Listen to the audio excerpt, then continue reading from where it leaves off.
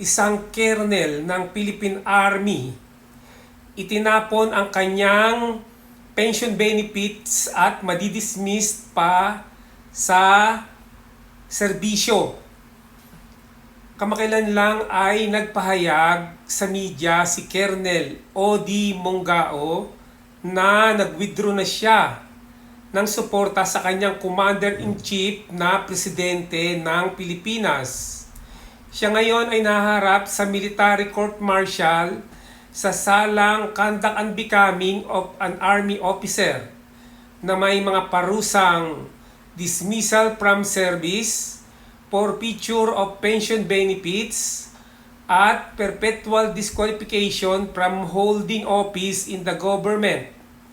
Si Colonel Mongao ay isang direct commissioned officer. Ibig sabihin ay hindi siya isang PMAer or Philippine Military Academy graduate.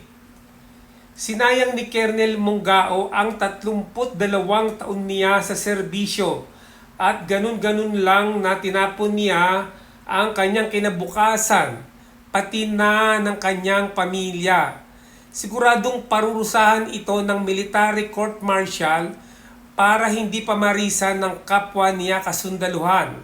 Sana ay nag-retired muna ito bago niya ginawa ang pagbawi ng suporta sa Pangulo ng Pilipinas. Kasi doon ay makaka-receive muna siya ng mga pension benefits. Ngayon, nasa serbisyo pa siya pero nag-withdraw na siya ng suporta sa Presidente ng Pilipinas. Paano na ngayon yan? Hindi na niya matatanggap ang kanyang pension benefit at siya ay madidismiss pa sa serbisyo.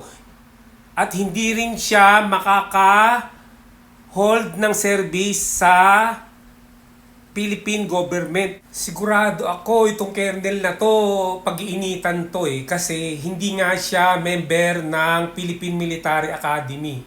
Isa lang siyang direct commission, kaya gagawin talaga siyang sample para hindi pamarisan ng ibang mga kasundaluhan.